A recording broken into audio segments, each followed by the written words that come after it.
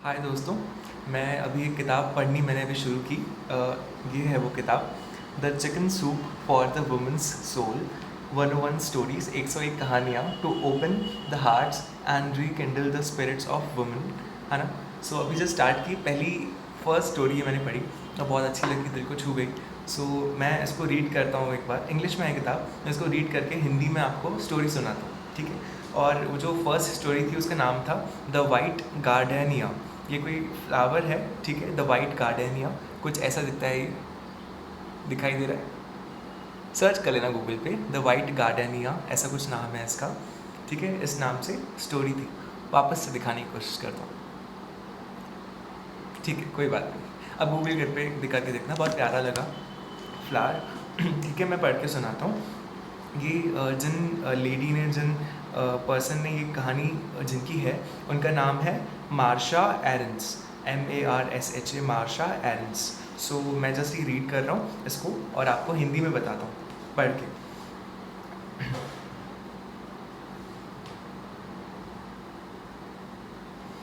ये जो मार्शा हैं, इनके हर साल इनके जन्मदिन पे, from the time I turn 12, जब से ये 12 साल की हुई, हर साल इनके बर्थडे पे एक ये जो वाइट गार्डेनिया, ये जो फ्लावर है, कोई अनजान व्यक्ति इनको इनके घर पे छोड़ के जाता था। कोई अनजान व्यक्ति के घर पे एक वाइट गार्डेनिया हर साल छोड़ के जाता था।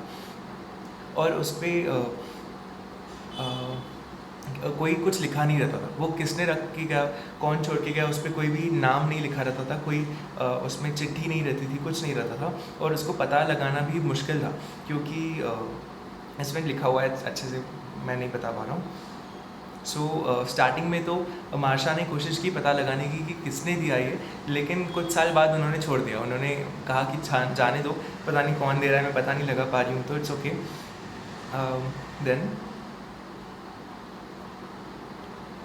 एंड उनको जो उस फूल की जो ब्यूटी थी, जो उसकी परफ्यूम थी, वो उससे उन्हें बहुत खुशी मिलती थी, उस मैजिकल परफेक्ट वाइट फ्लावर से, जो एक पिंक टिश्यू में फोल्डेड आता था हर साल उनके बर्थडे पे। लेकिन उन्होंने भले उसके जो वो देता था और उसका पता लगाना तो बंद कर दिया, लेकिन ये इमेजिन करना बंद नहीं किया कि वो सेंडर कौन होगा, वो कौन होगा पर्सन जो भेजता होगा ये फ्लावर। और उनके सम ऑफ द हैप्पीएस्ट मोमेंट्स, उनके जब वो मतलब सोचती थी कि डे ड्रीम करती थी कि कौन भेजता होगा। सो उन उन मतलब उन यादों में सम ऑफ उनके कुछ बहुत खूबसूरत मोमेंट्स थे, जब वो डे ड्रीम करती थी कौन होगा, बेचैनी होती होगी उन्हें। सो कोई वंडरफुल, कोई एक्साइटिंग, पता नहीं कौन होगा। कोई हो सकता है कोई शाय पर्सन हो, कोई एक्सेंट्रिक पर्सन हो जो अपनी आइडेंटिटी नहीं बता रहा है, बतारही है।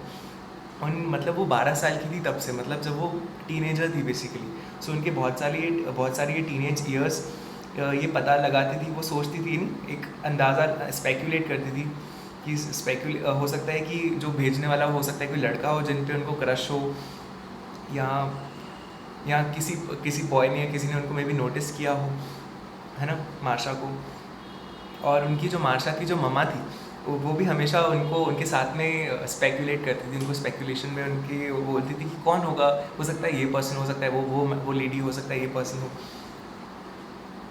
और उनकी मदर उनको बोलती हो सकता है कि कोई ऐसा पर्सन हो कि जिसकी मार्शा ने, उस लेडी को जिसको फ्लावर मिलता था मार्शा को, हो सकता है कि रिकॉर्ड हो रहा है ना कि मार्शा ने किसी पर्सन की हेल्प कर दी हो, अपनी किसी के प्रति काइंडनेस शो की हो, और बदले में किसी पर्सन ने इस तरह से उन्हें फ्लावर दिया हो।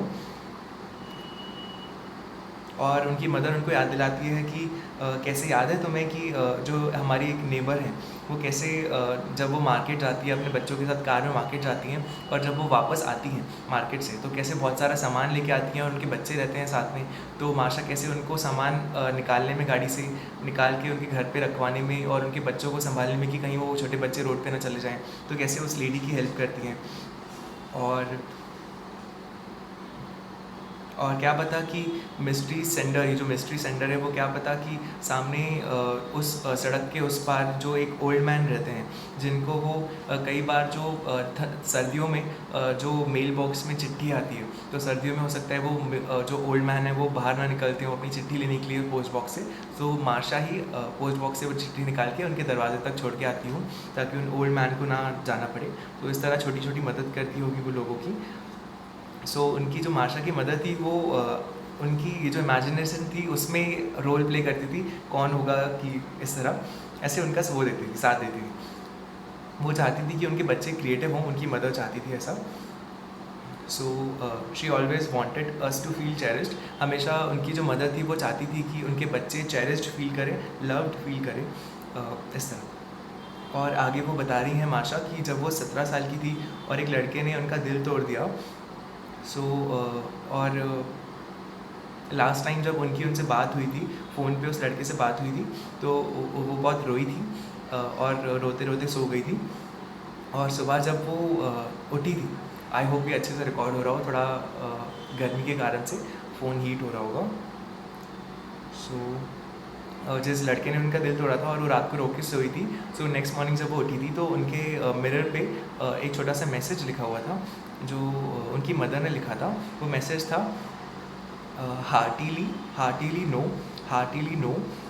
When half gods go the gods arrive. Heartily know when half gods go the gods arrive. इस मैसेज इनकी मदर ने लिखा था। ये कोट है एमर्सन का, और इस कोट का आई थिंक मतलब ऐसा है कि जो मुझे टूटा फूटा समझा कि when half gods go the gods arrive, मतलब ये होप के बारे में है कि आपको होप नहीं खोनी चाहिए और आपको उम्मीद नहीं होनी चाहिए कि आगे सब अच्छा होगा। वो गर्ल के साथ बहुत, जब उसका दिल टूट जाता है तो उसकी मदर उसको बोलती है कि तुम होप मत हारो, अभी बुरा हुआ तो इट्स ओके, आगे सब अच्छा होगा, ऐसा कुछ मीनिंग है इसका, प्लीज़ गूगल कर लेना। ऐसा उनकी मदर ने उसकी इस तरह हेल्प करने की कोशिश की ऐसे। हाँ, देन आगे ऐसा है कि उनकी हाई स्कूल की ग्रेजुएशन थी। उनकी हाई स्कूल ग्रेजुएशन के 1 महीने पहले ही उनके फादर की डेथ हो जाती है, मार्शा के फादर की, और उन्हें बहुत ज़्यादा दुख होता है इस बात का। बहुत बुरा फील होता है उन्हें, बहुत दुख में होती हैं वो। और उनकी ग्रेजुएशन के लिए वो इस सदमे के कारण वो अपने ग्रेजुएशन पे ध्यान नहीं देती हैं। वो पूरी तरह से अनइंटरेस्टेड रहती है अपनी ग्रेजुएशन के लिए, और अपनी ग्रेजुएशन के लिए, अपने सीनियर क्लास प्ले के लिए एंड द प्रॉम इवेंट्स, उनका जो इवेंट था जिसके लिए उन्होंने मेहनत की थी और वो उसका इंतज़ार कर रही थी, वो उसमें उनकी दिलचस्पी नहीं रहती है। वो बहुत दुखी होती है अपने फादर की डेथ से, और वो अपने कॉलेज जाना भी बंद कर देती है कुछ समय के लिए। और वो खुद भी, मार्शा भी और उनकी मदर दोनों ही दुख में होती हैं, लेकिन उनकी मदर चाहती थी कि वो कॉलेज जाएँ, वो इस तरह से अपनी चीज़ें ना वो मिस करें। और उसको मार्शा अपना एक डे को रिकलेक्ट कर रही हैं कि कैसे जिस दिन उनके फादर की डेथ हुई थी उसके जस्ट एक दिन पहले कैसे वो मार्शा और उनकी मदर शॉपिंग करने गए थे, और जो उनका इवेंट था, मार्शा का जो इवेंट था जिसके लिए वो प्रिपेयर कर रही थी, उस इवेंट के लिए ड्रेस खरीदने गए थे, और वो ड्रेस थोड़ी सी मिसफिट थी। वो ड्रेस के बारे में बता रही है कि found a spectacular one, yards and yards of dotted Swiss in red, white and blue. Wearing it made me feel like Scarlett O'Hara, but it was the wrong size. वो गलत साइज़ की थी। और ये उनके फादर की death के एक दिन पहले की बात है कि वो कैसे बहुत खुश रहती हैं और तैयारी करती हैं और अपनी मदर के साथ ये ड्रेस खरीदने जाती हैं, पर वो गलत फिट की निकलती हैं, गलत साइज़ की निकलती है। पर अगले दिन ही उनके फादर की जब डेथ हो जाती है तो वो ये सब चीज़ें भूल ही जाती है, उनका ध्यान बिल्कुल हट जाता है सब बाकी बातों से, और अपने फादर की दुख में होती हैं। तो वो मार्शा तो खुद भूल जाती है अपनी ड्रेस के बारे में, लेकिन उनकी मदर नहीं भूलती। उनकी मदर को ध्यान रहता है कि मेरी बेटी का ये इवेंट है, मैं नहीं चाहती वो मिस करे। The day before the prom, जब प्रॉम आता है, मतलब उनके फादर की डेथ के बाद जब वो इवेंट रहता है, वो प्रॉम रहता है, तो वो प्रॉम के एक दिन पहले मार्शा देखती हैं कि उनके room I found the dress waiting for me in the right size. वो देखती हैं कि उनकी मदर ने उनके लिए वो ड्रेस लेके आ जाती हैं, चेंज करा के राइट साइज़ लेके आ जाती हैं, और वो उनके लिविंग रूम के सोफ़ा पे सजी हुई रखी रहती है अच्छे से। सो वो लिख रही है मार्शा बोल रही है कि I may not have cared about having a new dress but my mother did, कि मुझे तो परवाह नहीं थी दूसरी ड्रेस लाने की, लेकिन मेरी मदर को थी। So she cared how we children felt about our selves. उनकी मदर को परवाह थी कि वो उनके बच्चे अपने बारे में कैसा महसूस करते हैं।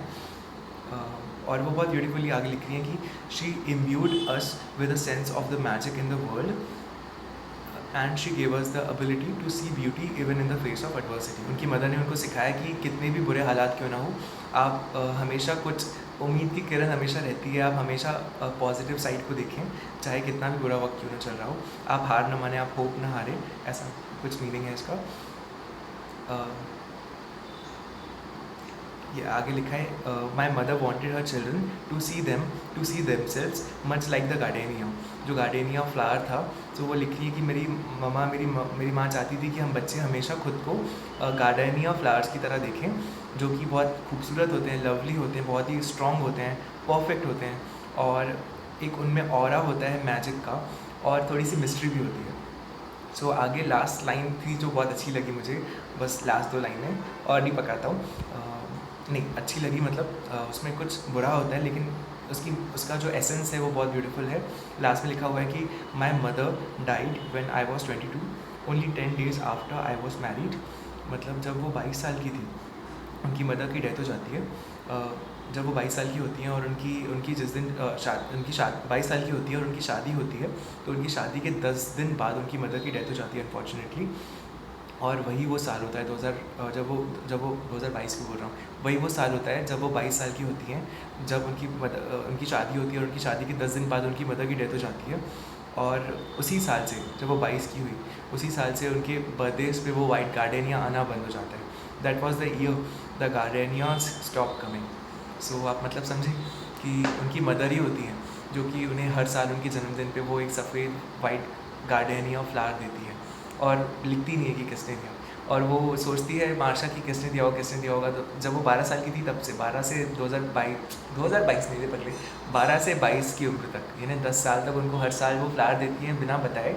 और मार्शा ऐसे नहीं स्पेकुलेट करती है कि कौन होगा, और उनकी मदर भी उनको साथ में ऐसे छेड़ती है कि हाँ, नहीं इमेजिन करवाती है कि हाँ। सो या बहुत ब्यूटीफुल थी स्टोरी, है ना। चलो बाय बाय।